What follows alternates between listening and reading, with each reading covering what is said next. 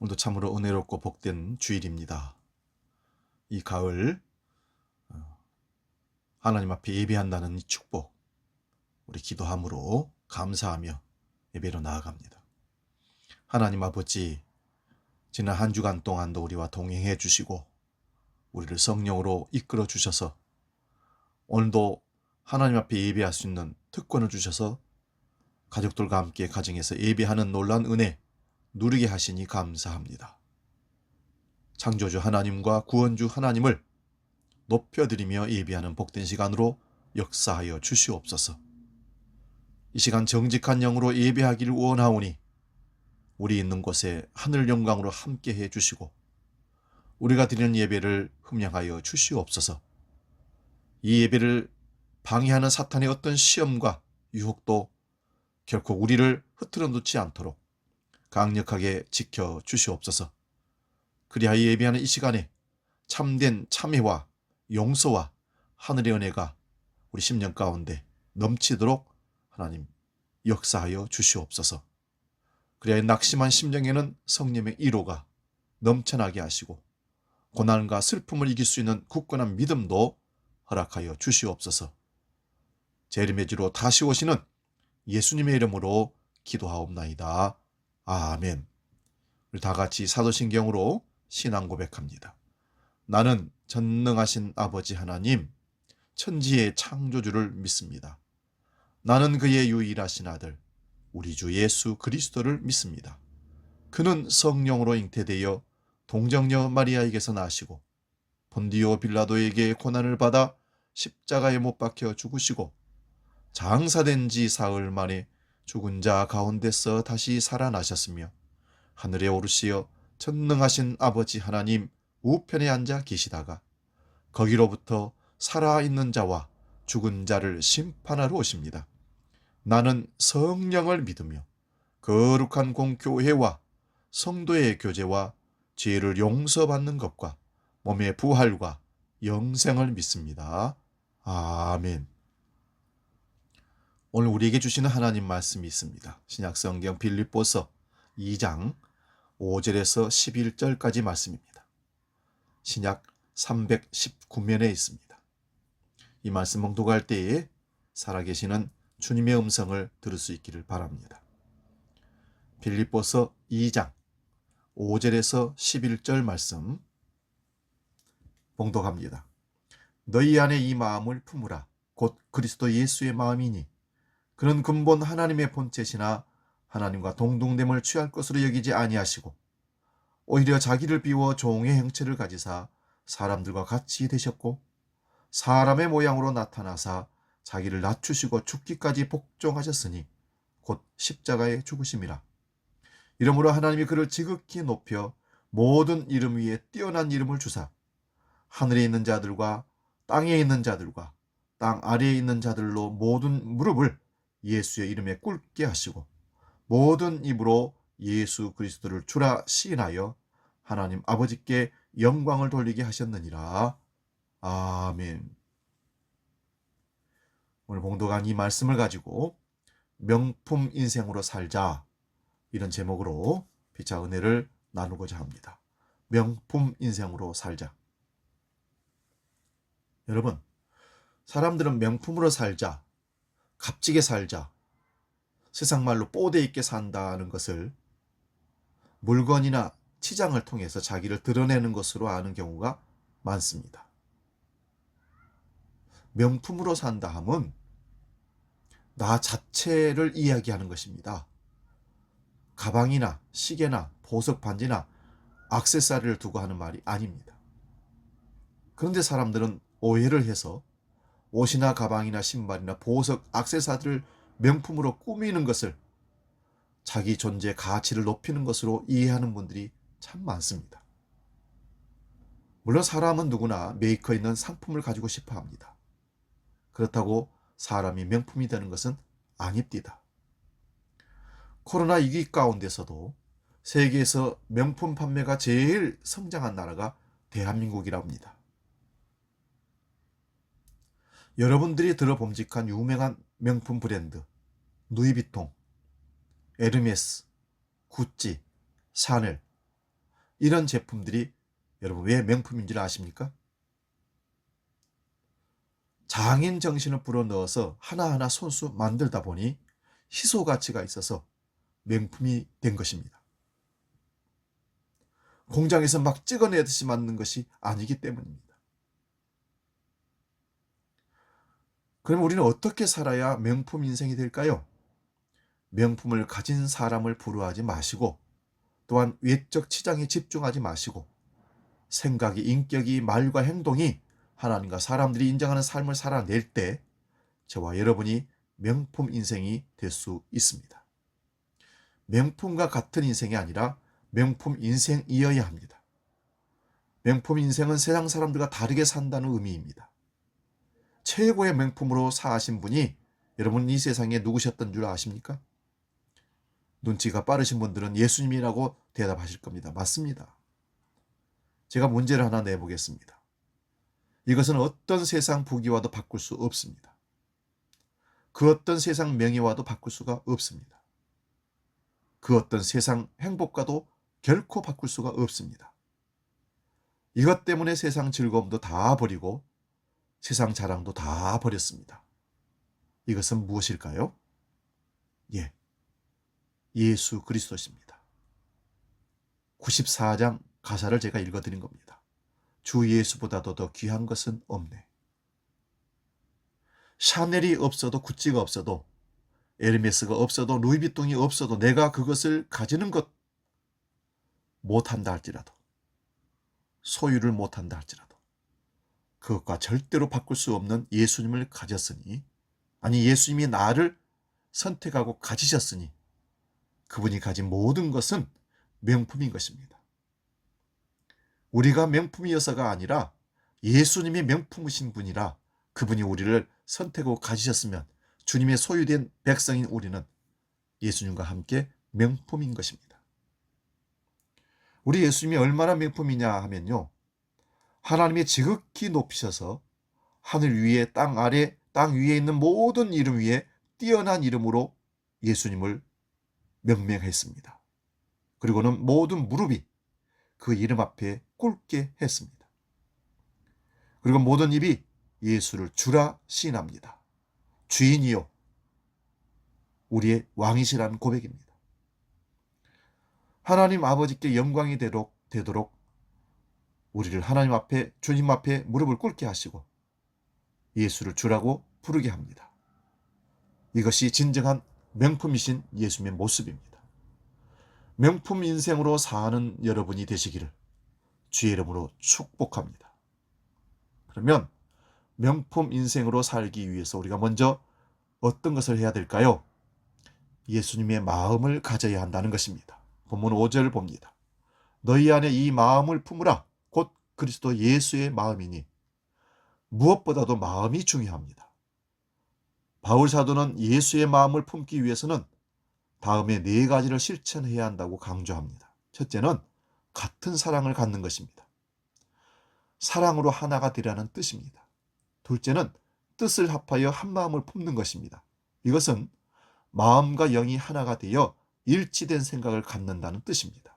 세 번째는 겸손한 마음으로 서로 자기보다 남을 낮게 여기는 것입니다.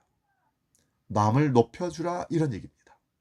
넷째는 각자 자기의 일을 돌아볼 뿐 아니라 다른 사람의 일을 돌아보는 것입니다. 곧 이기심을 채우려고 애쓰는 것이 아니라 다른 사람의 유익을 위해서도 봉사하고 섬기라는 뜻입니다.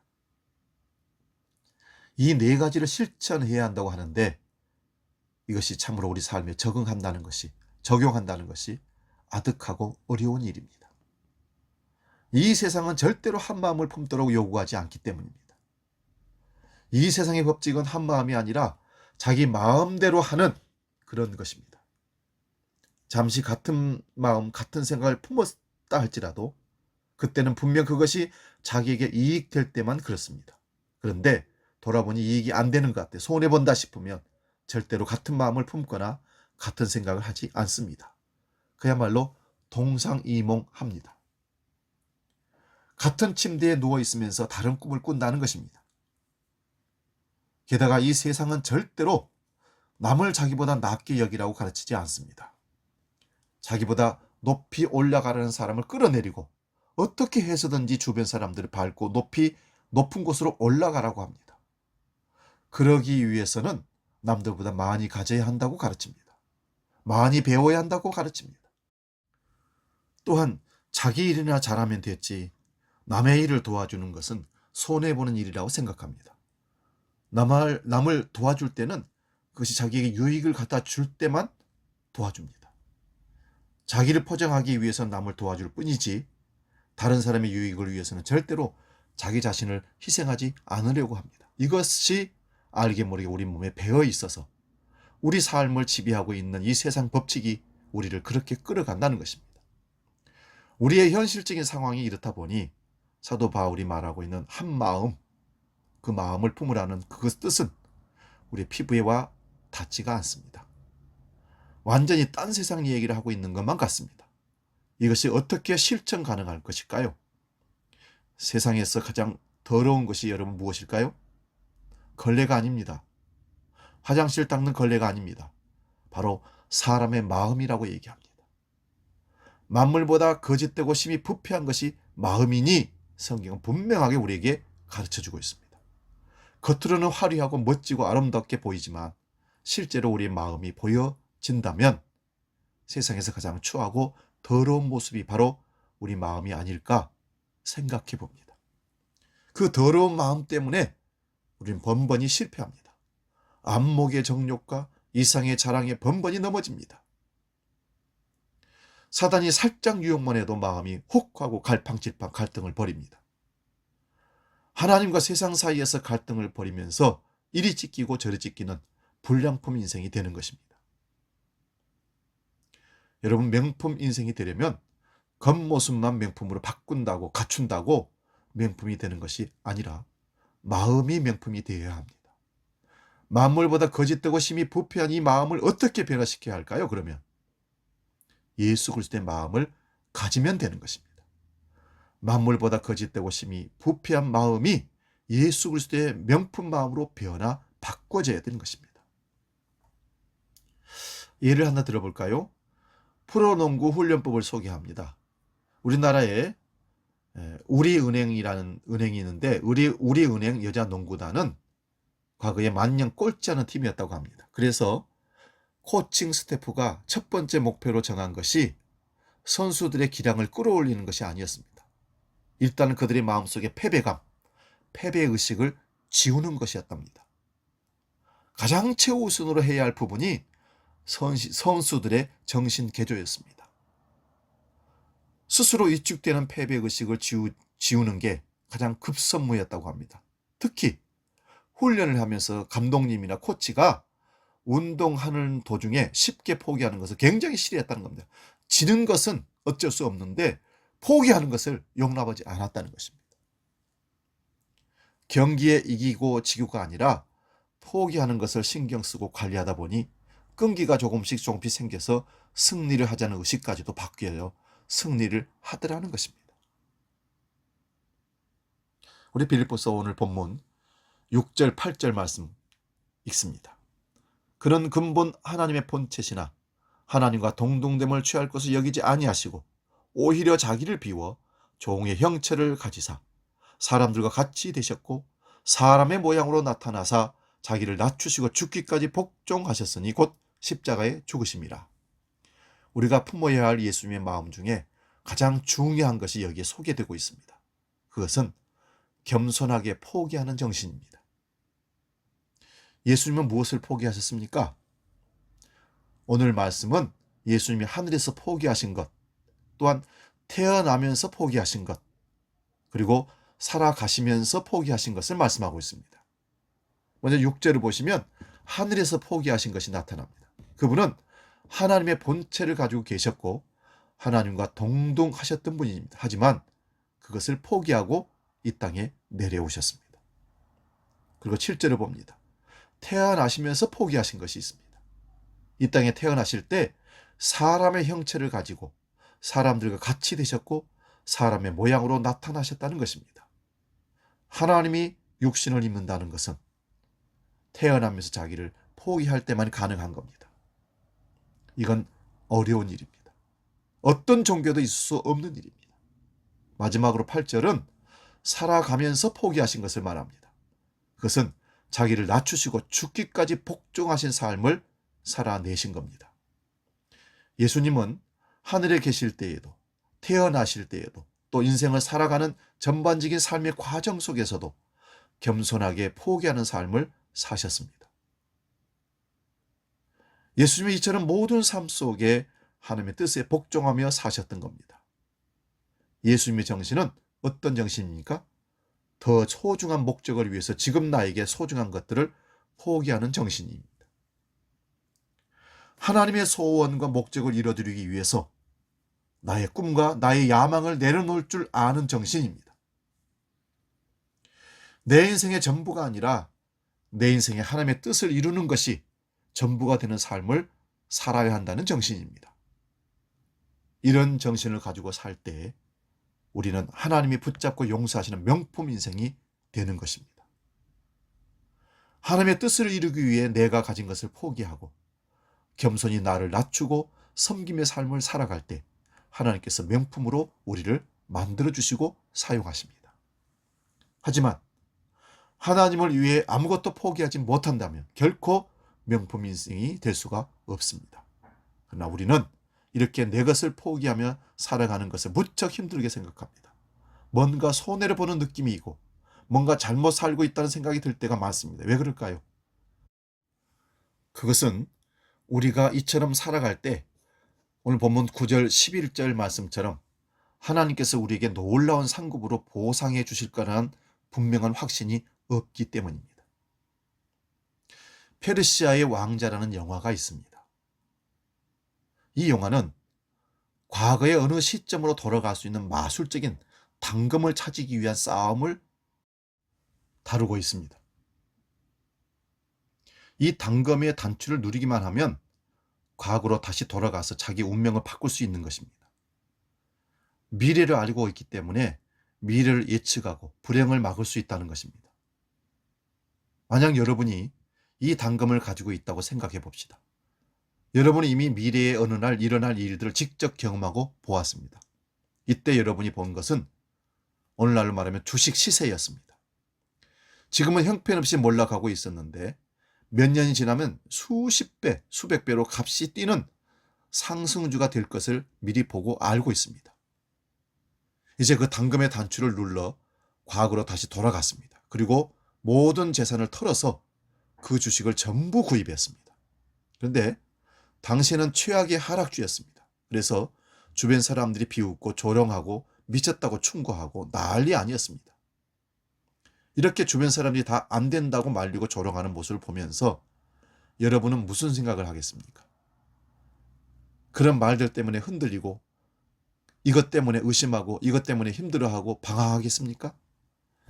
여러분 중에 그러고 있는 사람은 한 사람도 없을 것입니다. 분명히 결말이 어떻게 될 것이라는 것을 알고 있기 때문에 아무도 흔들리지 않을 것입니다. 도리어 조금만 있으면 확실하게 역전될 것이니 두고 봐라. 이런 마음으로 여유 있게 결과를 지켜볼 것입니다. 바로 이것입니다. 지금 우리가 하나님의 뜻을 위해 나의 소중한 것을 포기할 수 있는 이유는 바로 하나님께서 분명히 우리 인생을 명품 인생으로 만들어 주실 것을 믿기 때문입니다. 이런 믿음이 우리로 하여금 하나님의 뜻에 복종하며 겸손히 나를 낮추는 삶을 살게 하는 것입니다. 우리에게 하나님이 주신 분명한 목적이 있다면 우리 인생이 아무리 내리막길을 치닫더라도 당황하거나 절망할 필요가 없습니다. 왜 잘 믿었는데 대학에 떨어졌는가? 왜 열심히 주님을 위해 살았는데 취직이 안 되는가? 왜 주님을 위해서 이렇게 헌신하는 삶을 살고 있는데 자꾸 힘든 일만 생기는가? 이렇게 절망하지 않는다는 것입니다. 무엇을 바라보기 때문일까요? 바로 하나님께서 우리에게 주실 최종적인 상급을 바라보기 때문입니다. 모세는 이것 때문에 바로의 공주의 아들이라는 신분을 거절했고 도리어 그리스도를 위해 받는 고난을 애굽의 모든 보화보다 더 큰 재물로 여겼다고 기록합니다. 왜냐하면 앞으로 주어질 하늘의 상급을 바라보았기 때문이라고 히브리서 11장 26절에 말씀합니다. 하나님이 여러분에게 주신 분명한 목적이 있다면 여러분의 인생이 아무리 내리막길로 치닫고 있다 할지라도 절망하지 마시기 바랍니다.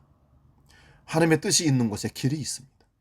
또 이렇게 하나님의 뜻에 복종하다가 내가 죽는다고 해도 실패한 인생이 아닙니다. 우리 인생은 이 땅에서 끝나는 인생이 아니기 때문에 그렇습니다. 하나님이 주실 하늘의 상급을 바라보며 이 땅에서 겸손히 하나님의 뜻에 복종하는 삶을 살아가는 인생이 명품 인생입니다. 더 이상 낮아질 수 없는 지경까지 낮아지신 주님은 더 이상 높여줄 수 없는 자리까지 하나님이 높여주셨습니다.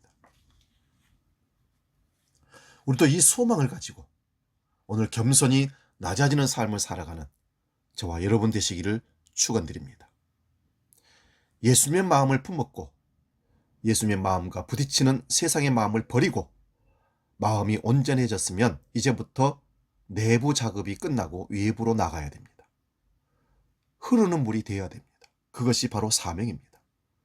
본문 8절 마지막 말씀 보시면 곧 십자가의 죽으심이라 이렇게 기록되어 있습니다. 예수님은 하나님 아버지께로부터 사명을 받았습니다. 그리고 그 사명을 위해 하늘의 보좌를 버리고 낮고 천한 베들레헴 마국간에 태어나시어 말구유에 누이셨습니다. 그 사명을 성취하기 위해 인간의 연약함을 치유하시고 그 사명을 완수하기 위해 멸시와 천대를 받으셨습니다. 그리고 십자가의 길을 걸어가셨습니다. 채찍에 맞받고 못 박히셨고 죽음의 고통을 겪으셨습니다. 왜 그러셨습니까? 사명의 완성, 그 십자가의 죽으심을 이루기 위해서입니다. 그리고 다 이루었다 하시는 말씀을 하시고 고난의 길을 걸어가 버렸습니다. 하나님 아버지께서 이 땅에 이루고자 하는 구원의 역사를 십자가로 주님께서 완성하셨습니다. 요즘 건물들을 짓는 것을 보면 정말 멋지게 짓습니다. 50층, 100층 쭉쭉 올라가는데 야경도 멋지고 예술적인 건물을 의미와 상징을 가진 건물들을 곳곳에 세웁니다. 반면에 길을 가다 보면 가끔씩 짓다가 공사가 중단된 건물들이 들어 보입니다. 참 흉물스럽습니다. 자칫 잘못하면 범죄의 장소가 되기도 합니다. 도시의 미관을 해칩니다. 사람들은 그 흉물스러운 건물을 보면서 비난하고 소름을 끼치면서 한마디씩 합니다. 어떻게 하다가 저렇게 됐을까? 우리 신앙생활도 마찬가지입니다. 우리는 그리스도의 반석 위에 든든히 세워져 가는 건물과 같은 믿음을 세웁니다. 그런데 그러지 못하고 중단되었다면 정말 추하고 흉물스러운 건물에 불과합니다. 문제투성이로 보입니다. 분명히 건물 주감도는 그리스도인이라는 건물을 세워가는데 신앙의 건축이 중단되었다면 신앙의 건축물을 보고 사람들이 욕을 할 거 아니겠습니까? 그리스도인들이 왜 저렇지? 왜 저 모양이야? 다 믿음 있는 줄 알았습니다. 예수님을 사랑하느냐고 하면 모두가 사랑한다고 말을 하는데 건물은 중단되어 있고 흉물스럽게 그대로 방치되어 있습니다.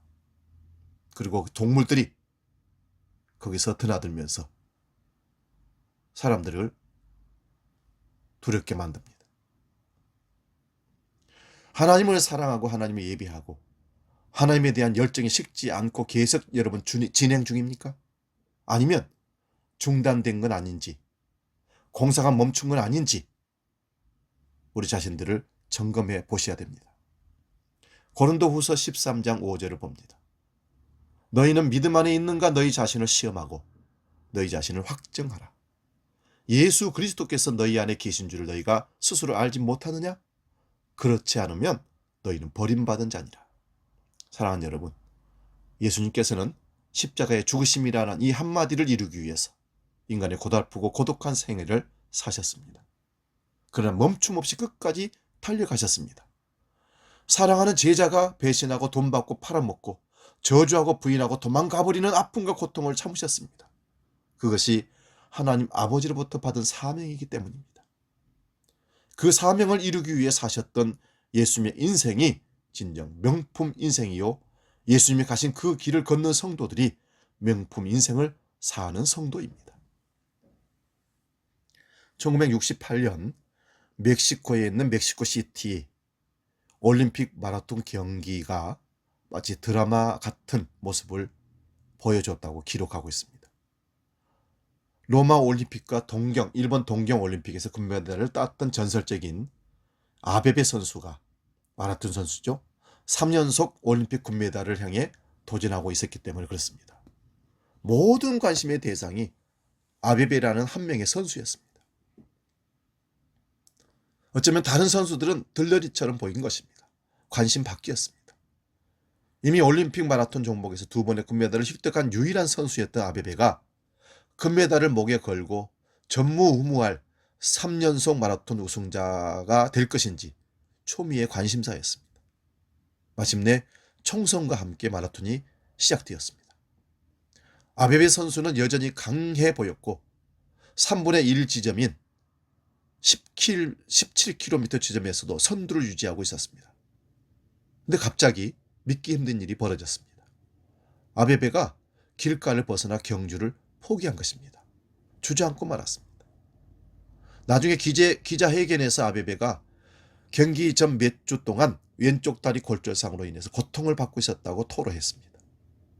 깜짝 놀란 일이었습니다. 아베베의 동료 선수인 마모 월데 선수는 아베베의 부상을 잘 알고 같이 뛰었던 것입니다. 아베베가 레이스를 포기하고 난 후에 마치 그의 거울 속 이미지인 것처럼 도로를 질주해서 이디오피아가 3연속 마라톤에서 금메달을 획득할 수 있게 만들었던 사람이 웰데 선수입니다. 하지만 이 마라톤의 정말 극적인 순간은 웰데 선수가 결승선을 끊고 금메달을 딴 것이 아닙니다. 모든 경기가 끝나고 관중석에 불과 수천 명의 관중들이 남아있을 뿐이었는데 1시간 정도의 시간이 흘렀습니다. 금메달을 땄던 웰더 선수가 들어온 이후 1시간이 흘렀을 때 한 마라톤 선수가 경기장 안으로 들어왔습니다. 그의 다리는 붕대에 감겨져 있고 피가 나오고 있었습니다.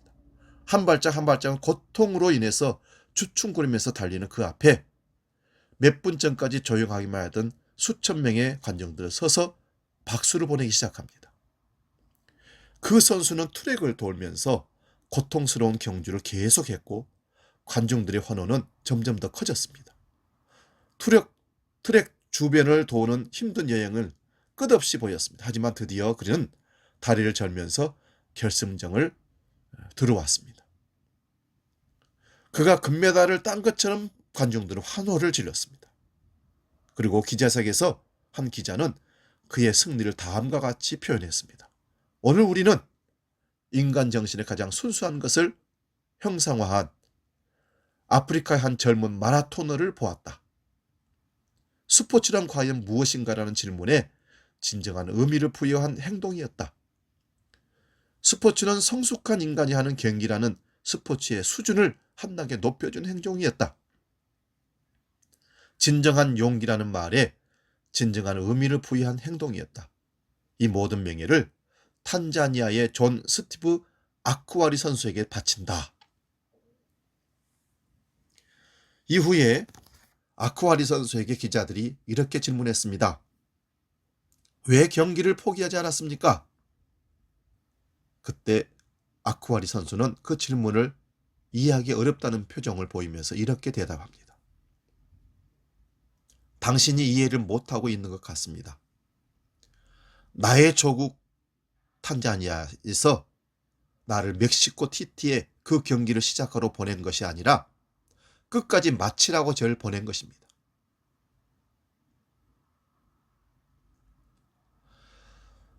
나의 조국은 멕시코 시티에서 그 경기를 시작하라고 저를 보낸 것이 아니라 끝까지 달려서 마치고 돌아오라고 보낸 것입니다. 저와 여러분은 주님의 나라에서 경주하는 선수인 것입니다. 하나님 나라의 경주를 하면서 주님은 여러분을 오늘 달리기 시작하게 하셨습니다. 그런데 우리 주님은 시작이라고만 한 것이 아니라 끝까지 경주를 마치라고 저와 여러분의 인생을 허락한 것입니다.